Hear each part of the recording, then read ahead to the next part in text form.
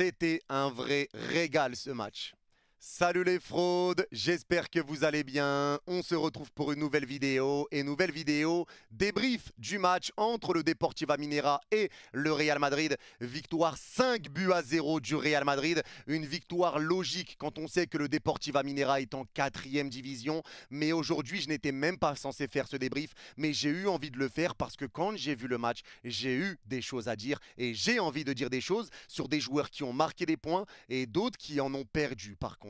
Parce qu'aujourd'hui, c'était un Real Madrid qui a été bon. C'est un match que j'ai vraiment kiffé au point de le préférer à certains matchs de Liga avec une équipe de Minera qui a essayé de mettre en place son jeu, qui ne sont pas venus pour mettre le bus, un gardien qui a été extraordinaire, des supporters qui sont respectables et qui ont applaudi les joueurs du Real Madrid, qui faisaient des holas même quand l'équipe était menée. C'était un match de fête aujourd'hui où les joueurs, les supporters ont pris du plaisir à recevoir le Real Madrid. Ça a été un match de respect où ils ont essayé de mettre en place leur jeu et pour ça, je les applaudis et je tire un coup de chapeau à cette équipe de Minera.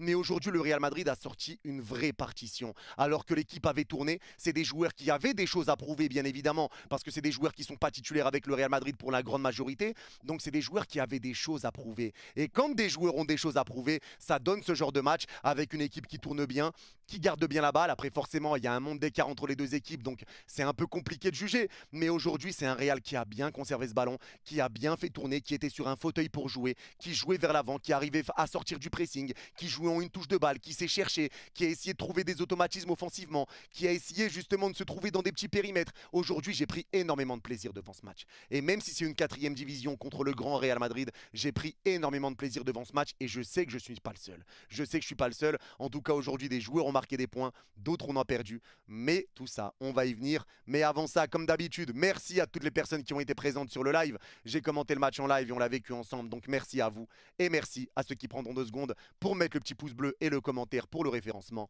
Vous êtes les gouts. Et on est parti pour ce débrief et on va commencer par la composition et une composition qui tourne pour le Real et c'est logique quand tu sais que le Real Madrid va jouer tous les 3 jours sur le mois de janvier.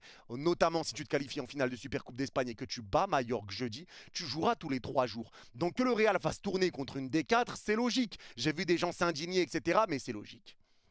C'est logique. Et moi, sur ce genre de match, j'aime justement voir des joueurs qui ne sont pas titulaires ou des joueurs qui n'ont pas l'habitude de jouer avec le Real parce que ça permet de voir comment ça va jouer, de voir comment vont réagir certains joueurs parce qu'ils ont des choses à prouver. Ils essayent de gagner une place, de montrer au coach qu'ils ont du talent, qu'ils méritent de jouer plus avec le Real Madrid. Et c'est pour ça que j'aime voir ça. Surtout que l'équipe B du Real Madrid, à l'eau, elle est incroyable. Avec Arda Güler, Endrick et Brahim Diaz, j'étais hypé comme jamais. Kamavinga qui n'est pas vu comme un titulaire et qui a été titulaire. Modric qui n'est pas titulaire aussi, vu qu'il a bientôt 40 ans, eh ben forcément aujourd'hui il a été titulaire et il a été sur un fauteuil. La seule surprise, ça a été Valverde, qui est déjà presque à 30 matchs, je crois, cette saison avec le Real Madrid. Je pensais qu'il aurait soufflé, Carlo a préféré le mettre, il est sorti à la mi-temps.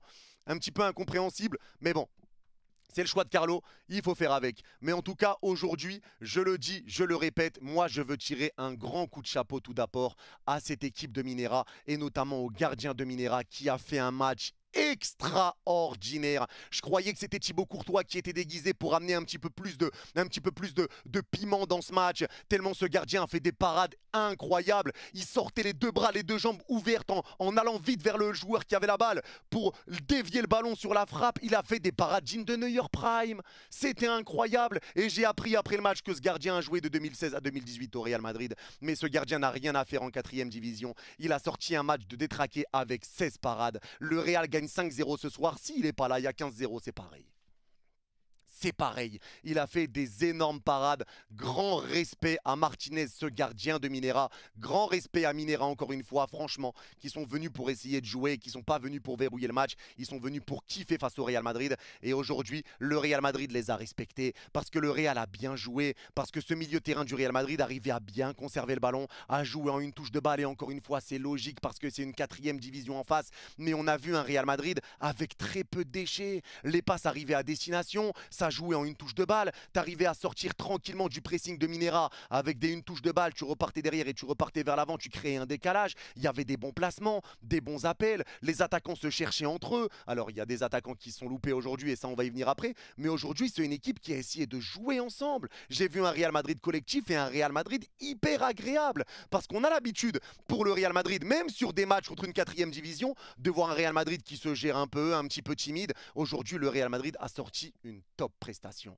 et ça c'est une réalité, même si c'est une 4e division, hein, je le dis, je le répète, mais aujourd'hui moi j'ai beaucoup aimé ce que j'ai vu du Real, un Real propre, un Real qui allait vite vers l'avant, un Real qui a respecté Minera en essayant de leur mettre le plus de buts possible, une équipe qui s'est créée beaucoup d'occasions, qui a été dangereuse, un milieu de terrain qui a tout tenu, une défense qui a été magnifique, sauf un joueur que j'ai trouvé un petit peu dans le dur, mais ça on va y revenir après. Mais en tout cas aujourd'hui il y a des joueurs qui ont marqué beaucoup de points. On ne peut pas rentrer vraiment dans le détail de l'analyse du match parce que le Real a surdominé ce match, même s'il y a eu une occasion de Minera, de la frappe du milieu de terrain quand il y avait 2-0 qui était à 2 doigts de l'Obelounine sur un contrôle raté de Agado. Ils étaient pas loin de mettre un but extraordinaire, mais aujourd'hui le Real Madrid a surdominé ce match et ça pour moi c'est totalement logique. Et on le voit aujourd'hui, je vais commencer par parler des joueurs très rapidement, mais aujourd'hui j'ai vu un match de Fran Garcia qui a été monstrueux. Fran Garcia a été là devant, derrière, des appels de balles, il était bien servi, il faisait des bons appels, il récupérait, il pressait, passeur décisif. Fran Garcia a fait un top match ce soir. Le problème de Fran Garcia, c'est que quand le niveau monte, il commence à devenir un petit peu plus timide. Mais aujourd'hui, Fran Garcia a fait un match exceptionnel. Et j'ai l'impression de revoir un petit peu le Fran Garcia de quand il jouait un petit peu de temps en temps alors que Mendy était encore titulaire. Mais après, Fran Garcia, le problème, c'est que quand le niveau monte, ça devient compliqué. Mais aujourd'hui, Fran Garcia a sorti une top performance. Il a été partout. Ce soir, Fran Garcia n'avait rien à envier à Trent Alexander-Arnold. Il a été là devant, il a été là derrière, il était là pour proposer des solutions, pour faire des appels de balles, récupérer, presser, mettre de l'impact, mettre de l'intensité. Il a été partout. Il a été partout. Il a fait vraiment un énorme taf et il a fait beaucoup de bien dans cette équipe et pour moi il fait clairement partie des tops. Il a sorti une prestation qui a été énorme, le bon vieux Fran Garcia.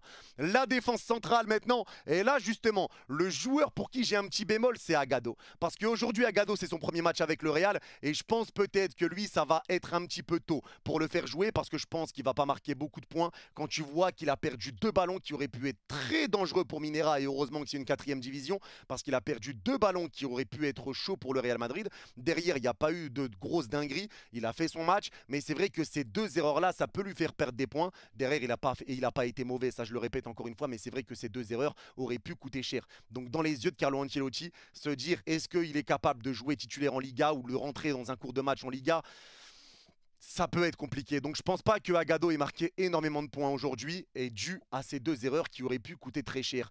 Par contre, Asensio, asseyez-vous s'il vous plaît. Ce joueur n'a strictement rien à envier à Tchouaméni en défense centrale. Je ne sais pas pourquoi il a perdu sa place de titulaire en défense centrale. Ce mec-là est trop fort. Ce mec-là a une vitesse hors du commun. Il fait des retours défensifs de fou. Il vient aider son latéral. Il est très haut. Il presse bien. Quand il se fait prendre sa vitesse, il rattrape les conneries. C'est trop. Asensio a fait une partition exceptionnelle ce soir. Ce mec-là mérite d'être titulaire avec le Real parce que là, il y en a qui vont dire « Ouais, mais c'est une 4e division. » En Liga, il fait pareil. En Liga, il fait pareil. Quand il est associé à Rudiger, il sort des top partitions. Et aujourd'hui, il a sorti une top partition. Je n'ai rien d'autre à dire sur ça. Il a été très, très fort. Asensio est impeccable. Et Asensio, pour moi, doit être titulaire en défense centrale aux côtés de Rudiger et devant Tchouaméni. Sur le côté droit, Lorenzo, il a fait son premier match avec le Real Madrid et lui aussi, c'est un joueur pour moi qui a montré des choses intéressantes et qui donne envie de le revoir par la suite. Lorenzo, contrairement à Agado, me donne envie de le revoir en Liga. Lui, j'ai envie de le voir sur certains matchs, pas titulaire, mais rentrer en cours de jeu, voir comment il répond en Liga et le mettre petit à petit en confiance parce que franchement, il a montré de bonnes choses, il a donné envie qu'on le revoie. Ça, c'est une réalité. Il a donné envie qu'on le revoie, ce joueur a des qualités, ce joueur est bon, il a fait des bons retours, il a été là aussi offensivement, il a eu des occasions de marquer qu'il a raté. Mais aujourd'hui, Lorenzo, moi franchement, m'a donné envie de le revoir pour la suite. Il a fait une bonne prestation aujourd'hui. Et le milieu de terrain, il n'y en a aucun qui a été mauvais, c'est aussi simple que ça. Le milieu de terrain du Real Madrid a été hors norme, que ça soit Camavinga. Et Camavinga, je le dis, je le répète, mais ce joueur fait partie des meilleurs joueurs du Real Madrid. Je ne sais pas comment pour Carlo, il n'est pas encore titulaire, mais ce joueur fait trop de bien. Il est partout, devant, à gauche, à droite, derrière, derrière. Tu te retournes, il est là. Tu te tournes à droite, il est là. Tu comprends pas, tu fais gauche-droite, il est toujours là. On dirait un drapeau de l'Algérie. Il est partout, Camavinga. Il est partout et il fait trop de bien pour les sorties de balles. Il est calme, balle au pied. Il a toujours cette manie à vouloir jouer rapidement de l'avant. Il est serein, il est calme, il presse, il récupère, il aide, il court partout. Il a un coffre incroyable. Il a un volume de jeu incroyable et il est toujours porté vers l'avant pour jouer rapidement vers l'avant. Camavinga a tout pour ce Real Madrid. Il a tout pour ce Real. Camavinga est hors du commun. Il a été monstrueux ce soir et ça ne date pas que de ce soir. Ça ne date pas que d'une 4e division. C'est tout le temps pareil quand Kama joue. Kama est impressionnant avec le Real. C'est un fait. Et derrière, forcément, Luka Modric. Luka Modric, pour qui, lui, par contre, j'ai du mal en Liga. Mais tu vois que sur un match comme ce soir, Luka Modric peut jouer jusqu'à 70 ans, les gars. Il peut jouer jusqu'à 70 ans quand tu vois un match où il y a très peu d'intensité. Luka Modric est sur un fauteuil. Luka Modric a été à l'aise pour faire ses passes. Il a mis des passes hors du commun. Il a été très bon. Jouer vers l'avant, des récupérations, porter le ballon. Les passes qu'il a mis, les appels de balles des joueurs, les passes qu'il a données, ça a été vraiment très, très fort. Mais aujourd'hui, la seule chose que j'ai à reprocher à Modric, c'est les moments où il était bien placé pour frapper, il ne frappait pas. Et je pense, il y en a beaucoup qui disent oui, il n'a pas respecté l'adversaire, mais moi je pense que Modric voulait faire marquer. Il ne voulait pas marquer, il voulait faire marquer, faire plaisir à Brahim, faire plaisir à Güler, faire plaisir à Hendrick. C'est pour ça que je pense que des moments où il était parfaitement placé pour frapper, il ne frappait pas, il s'arrêtait, ce qui fait que les défenseurs revenaient. Et là, c'était plus compliqué. Mais en tout cas, aujourd'hui, Modric a sorti une très belle prestation. Et c'est pareil pour Valverde. Valverde buteur, Valverde passeur, Valverde encore une fois énorme sur le côté droit, au milieu de terrain, sur son pressing, sur son impact, sur son apport. Valverde est un joueur hors du commun. Et ce milieu de terrain du Real Madrid a été juste exceptionnel. Là-dessus, il n'y a rien à dire. Et là, on va parler des attaquants. Et je vais commencer par Brahim Diaz parce que je sais que le cas Brahim Diaz divise un petit peu ce soir. Il divise. Je sais qu'il y en a qui n'ont pas aimé son match, il y en a qui ont été un petit peu plus mitigés, il y en a qui ont bien aimé certaines parties de son jeu. Et moi aujourd'hui, j'ai aimé certaines parties de son jeu. Parce que le début de match de Brahim, je suis pas fan. Les premières minutes sur la première mi-temps, je suis pas fan. Il n'est pas totalement dans son jeu, il perd des ballons, les passes sont pas bonnes, il perd quelques ballons, c'est un petit peu compliqué pour lui. Mais on va dire sur la fin de la première mi-temps et la deuxième mi-temps surtout, que fait Brahim? C'est du très grand niveau, c'est du très très haut niveau. Et ça, il faut le dire aussi, parce que beaucoup viennent taper sur Brahim, dire que Brahim n'est pas bon, que Brahim n'est pas fort, que Brahim est mauvais, qu'il laisse passer sa chance. Ce soir, Brahim a raté beaucoup d'occasions. Ça, c'est une réalité. Il a eu des face-à-face, il a raté. Il y a des moments où il aurait dû être un petit peu plus altruiste, parce que je l'ai trouvé un petit peu égoïste sur certaines situations. Il aurait dû lâcher son ballon pour faire marquer quelqu'un d'autre. Il préférait frapper, c'était à côté ou dévier, etc. Mais aujourd'hui, la deuxième mi-temps que sort Brahim dans les combinaisons avec Modric, dans le jeu de haut but, les talonnades, les passes entre eux, les 4 joueurs de Minera, ça prend toute la défense, la vision qu'a ce joueur, le jeu rapide qu'il arrive à mettre en place, la qualité de passe. Le problème, c'est que je peux le comprendre, pour certains, Brahim n'est pas constant, mais aujourd'hui, la deuxième mi-temps de Brahim, waouh, c'est quelque chose. C'est vraiment quelque chose. Mais je peux comprendre encore une fois ceux qui vont se plaindre parce que oui, Brahim a beaucoup raté, oui, Brahim a été égoïste sur certaines situations et je comprends que ça frustre. Quand tu sais que Brahim a un potentiel aussi énorme et qu'il n'est pas tout le temps constant, qu'il peut passer à côté d'un match et être exceptionnel le match d'après, c'est ça qui peut frustrer pour les supporters du Real, je l'entends. Mais aujourd'hui, la deuxième mi-temps de Brahim, ça a été une deuxième mi-temps de très très haut niveau. Les combinaisons avec Modric, c'était quelque chose. Et le perdant pour moi aujourd'hui, eh ben c'est clairement Hendrick. Parce que Hendrick aujourd'hui, j'ai trouvé qu'il ne savait pas où se placer. Et bizarrement, j'ai trouvé Hendrick meilleur sur le côté droit que dans l'axe. Mais Hendrick aujourd'hui, ça a été trop compliqué pour lui. Il récupérait des ballons qui n'étaient pas pour lui. Il y avait des appels dans son dos, c'est lui qui récupérait la balle. Il était omnubilé par des tirs alors qu'il y avait 3 joueurs devant lui. C'était voué à l'échec ses tentatives. Je trouve qu'il était mal placé, que ses appels n'étaient pas tranchants, qu'il apportait pas grand-chose dans l'équipe, qu'il était trop collé à ses coéquipiers. Aujourd'hui, Hendrick perd des points. Et c'est ça qui est dommage pour lui. Et c'est ça qui donne raison aussi à Carlo. Pour tous ceux qui réclamaient Hendrick titulaire en Liga, tu le vois ce soir. Pour aujourd'hui, ça a été compliqué pour Hendrick. Alors peut-être que c'est aussi un manque de confiance, que Carlo ne le fasse pas jouer, etc. Un manque d'automatisme. Et ça, les automatismes, on a vu qu'ils n'étaient pas là. Mais aujourd'hui, ça a été très dur pour Hendrick. J'ai trouvé qu'il était vraiment à l'envers dans son jeu. Vraiment pas bon, que ce soit dans ses passes, dans ses tirs quand il doit lâcher le ballon, ses appels qui sont pas tranchants, trop collés à ses coéquipiers. Là, ça a été dur. Ça a été dur, mais bizarrement, quand il est passé côté droit après les changements de Carlo Ancelotti, j'ai trouvé un Hendrick un peu plus à l'aise, un petit peu plus tranquille, qui ramenait un petit peu plus de danger. Mais en tout cas, aujourd'hui, ce qui est sûr, c'est qu'Hendrick va perdre énormément de points aux yeux de Carlo Ancelotti. Déjà qu'il n'en avait pas beaucoup. Là, j'ai peur pour la suite, pour le bon vieux Hendrick. Et sur le côté droit, le grand, le phénomène, le magicien Arda Güler.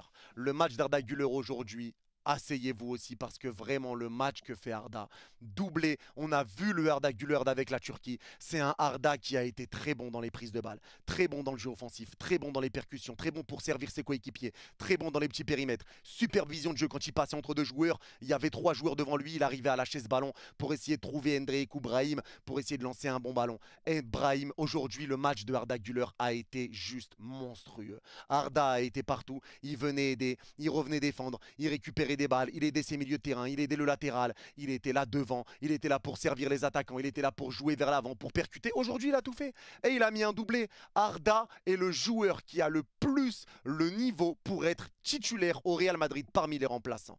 Comme ça, au moins, c'est clair, comme ça, au moins, c'est dit. Arda est un joueur avec un niveau monstrueux qui a tout pour réussir au Real Madrid, qui est encore très jeune, mais qui a un niveau magistral. Et aujourd'hui, le match d'Arda a été vraiment bon et ça va le mettre en confiance et ça va aussi plaire à Carlo Ancelotti. Aujourd'hui, le grand gagnant pour moi, dans tous les cas, pour le jeu offensif, c'est clairement Arda Güler. Arda Güler marque beaucoup de points. Il a fait un match qui a été juste énormissime. Le bémol que j'ai à dire sur ce match dans la globalité, c'est que ce match était hyper agréable. Je pensais que le match serait devenu mort une fois que le Real gagnait 2-0, 3-0, qu'on se ferait chier, mais non. Le Real continuait de bien jouer, de se créer des occasions. C'était un match vraiment hyper agréable. Le seul truc, c'est que bizarrement, quand il y a eu les changements, l'entrée de Vini, l'entrée de Mbappé, ça a été compliqué. Le Real Madrid a beaucoup moins géré. Le Real Madrid a beaucoup moins été à l'aise. Il y avait beaucoup plus de pertes de balles. Ça a été compliqué. Les changements ont fait que le Real Madrid a été beaucoup moins à l'aise que ce qu'ils étaient à la base. Il y a eu l'entrée de Ceballos qui a été exceptionnelle. Ceballos fait une entrée monstrueuse avec des passes en profondeur du milieu de terrain qui passait le milieu de terrain et la défense et qui laissait des joueurs tout seuls. C'était vraiment hors du commun. Ceballos est vraiment un joueur hors norme. Mais aujourd'hui, l'entrée de Vinicius, aïe. Aïe, et ce qui est bizarre, c'est que Vini, à chaque fois qu'il change de coupe de cheveux, ça devient mauvais pour lui. Et aujourd'hui, cette entrée de Vini contre une 4e division espagnole, c'est pas bon. Parce que j'en entends beaucoup parler d'Mbappé, l'entrée d'Mbappé, Mbappé pas bon, Mbappé pas bon. Mais Vini n'est pas bon. L'entrée de Vini n'est pas bonne. Parce qu'aujourd'hui, moi, j'ai même pas envie de taper sur Mbappé. Parce que sur l'entrée de Kylian, Mbappé fait des appels. Il est mal servi, parce que du coup, c'est les défenseurs qui ont le temps de récupérer le ballon. Mbappé est à l'origine du 5e but. C'est lui qui vient déclencher l'accélération sur une mauvaise passe, encore du joueur de Minera. C'est lui qui porte la balle et c'est lui qui vient ramener le danger pour le Real Madrid. C'est lui qui vient ramener le 5e but. Il a mis une bonne déviation à Vinicius, qui Vini contrôle de la main alors qu'il y avait un 2 contre 3 à jouer. Mbappé a essayé de faire des choses. Le problème, c'est qu'il a été mal servi, contrairement à Vini qui n'a pas réussi à passer un dribble. Vini, ça a été sec, son entrée a été sec. Même lui, pour les passes à Mbappé, c'était trop long, ça sortait en 6 mètres alors qu'Mbappé faisait des bons appels. Vini a tout raté aujourd'hui. L'entrée de Vini a été catastrophique par rapport à celle d'Mbappé. Mbappé, ça n'a pas été une entrée grandiose, hein, mais en tout cas, celle de Vini a été bien pire que celle d'Mbappé. Ça s'explique bien sûr par le fait que Minera, à partir du moment où il y a eu ces changements, a commencé à reculer. Mais ça n'explique pas tout quand même. Ça n'explique pas que tu peux rater toutes tes passes, que tu peux passer aucun dribble. Il y a quand même un minimum. Il y a quand même un minimum. Il y a un minimum. Et aujourd'hui, c'est vrai que l'entrée de Vini a été ultra décevante. L'entrée d'Mbappé n'a pas été bonne. Et pour moi, ça s'explique. Mais c'est vrai que Vini, cette entrée a été décevante. Et il va peut-être falloir qu'il rechange sa coupe de cheveux. Parce que lui, à chaque fois qu'il fait une coupe de cheveux différente, il devient mauvais. Et là, contre une 4e division, attention. Surtout que déjà, tu es suspendu 2 matchs en Liga. Attention quand même. Mais en tout cas, dans la globalité, ça a été un match qui vraiment a été agréable. Et pour ceux qui ne l'ont pas vu, je vous invite à le remettre parce que vraiment, c'était un match où j'ai pris énormément de plaisir et je sais que je n'ai pas été le seul. En tout cas, le Real a fait le taf et c'est totalement normal. Mais ça a fait plaisir de voir ces jeunes joueurs, de voir des joueurs comme Lorenzo, de revoir Asensio, de voir un match comme ça d'Arda Güler, de voir Brahim, de voir Hendrick, même si ça s'est mal passé. Ça a fait plaisir de voir un Real Madrid jouer comme ça, un Real Madrid aussi bon, aussi propre techniquement et balle au pied, aussi propre dans leur passe, aussi propre dans leur jeu. Ça a été hyper agréable. Encore une fois, grand bravo à Minera et grand respect pour ce gardien Martinez qui a été hors norme également. Mais c'est tout pour ce débrief. Merci à tous de l'avoir suivi jusqu'au bout. Et pour ceux qui l'ont regardé jusqu'au bout, n'hésitez pas à mettre chauve en commentaire et je comprendrai que vous l'avez vu jusqu'au bout. Prenez soin de vous. Vous êtes les GOAT. Bye bye.